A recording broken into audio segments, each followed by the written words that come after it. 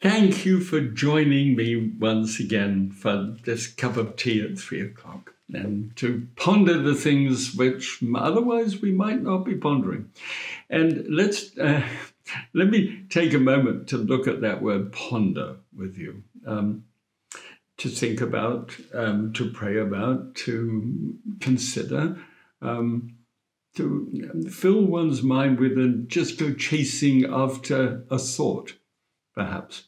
And I've been chasing after a thought and I haven't got very far with it, but I wanted to include you in it so that we might be able to go back and forth over this time that we have with each other. Either as you would pass me by because you're a neighbor of mine at the present moment, or because you would write, as some of you have been doing, all the way from New Zealand, which is wonderful. Hi, guys. I've been pondering the Olympic Games event, which apparently wasn't in the very ancient Olympic Games, but it's fairly modern. The hop, the step, and the jump, rather than hop, skip, and jump. I'd always thought it was, but I think the Olympians prefer the word step or bound, perhaps. But it's really three distinct moves through the air, with touching down twice, and covers a certain distance, which it becomes the world record. And the world record, if you're interested in it, by the name of man Jonathan Edwards, which is a familiar title to some of us. He's from Britain, and he managed to get to the extraordinary length of 60 feet. The world record for women is a little bit shorter than that. It's 59 feet, I think, and 10.5 inches. It's a very short distance behind the man's title. And that was a lady from Ukraine. So, having got that trivia out of the way, what I've been thinking about is this whole business that we're going through at the present moment of the change of life that this may be bringing about. And it seems to be in three phases that, as I've been thinking about it.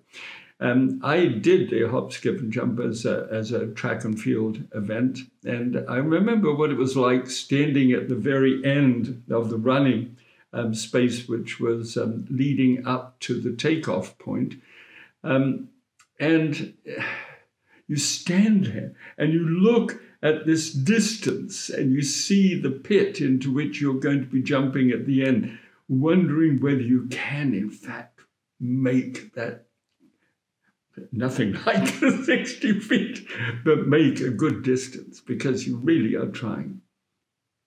And so you start off, and the big thing to do is to pick up speed and start to run, and you run and you run, and you have this takeoff point, and you're having to watch where you take off, because it's a foul if you step over the edge of that, and then you leap up into the air. That's the hop. Then the skip becomes where you actually hunch forward and move into it, not trying to gain height, but trying to gain distance until your feet touch down again. And then that last long leap where you thrust your whole feet forward like this and your arms go forward, and you try and dig your heels in as far as you can go and retain your balance, not fall backwards. Oh, just remembering it is a kind of interesting experience. So I've been looking at that from an emotional, spiritual, thinking point of view as we look at the news that we get. The run-up is the fact that we know that there is a pandemic, and it is international. It's an inescapable fact of life and death. Yes, it's that black and white. It's that clear. So when we decide we're going to be part of this process, it seems to me that we start the run. And we're running the momentum that we can get into this with the commitment and decision that we have in choices that we're going to make. Really important to run as fast as we possibly can towards this issue, to embrace it, to be aware of it. The hop, for me, is an amazing moment because the run-up is all myself is involved in that. It's how fast I can run over that base. It is how quickly I can get to that place of start, of the leaping itself. But the moment that I enter into the leap, it goes beyond myself. I'm getting to go beyond. This is not just about me. In fact, the great help that I've had during this time is, yeah, there are things I'll do about me and I'll take this precaution and that precaution, I guess. But the big thing is, would I actually get the virus and then, not knowing that I had it, start to shed it with people that I deeply care for and love? Would I do that? No, I would not. Therefore, for me, the hop is the awareness of my responsibility to other people, other than apart from myself, the altruism that is built, I think, into me as a human being. I think we all have a degree of altruism, I hope, in our lives. Especially, and let me say this, especially from a Christian perspective. I think if we're not completely aware of our neighbor and the love that they need, that we may need to sit down and ask ourselves, what decision did we make with regard to this relationship with Jesus Christ? And if that doesn't include a love of neighbor, did we actually make a personal commitment? Or was it something we did as the run up before the jump? Just a thought. That's something I've been pondering personally. So then becomes the bound or the step, the intermediate thing. The leaning forward, not trying to gain height, but trying to gain distance. And that's what I think I'm going through at the present moment as I'm thinking about my lifestyle practices, what I'm choosing to do and how I'm choosing to do it. The care I take in washing my hands. I've washed my hands more than I think I've done in years. And I'm pleased when I wash my hands. Yeah, I don't have a neighbor who's coming to say, I'm not going to shake hands with anybody.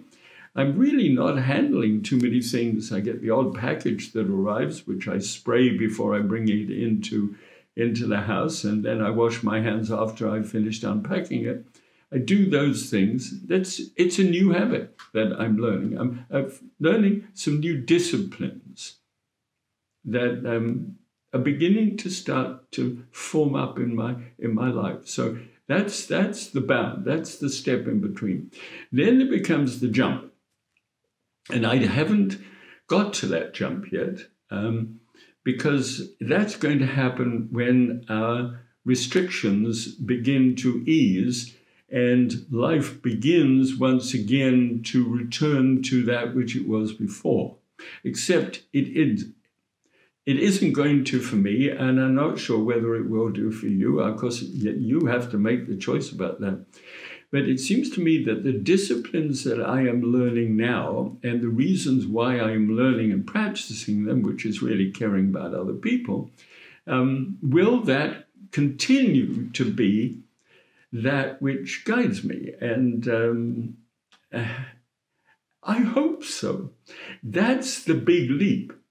The big leap is what I call the qual factor, the QOL. And you know, me by now, I suffer from reducing things down to little letters, acronyms. Quality of life. What is going to be the quality of my life when this current great difficulty lifts in our world, or partially lives in our world.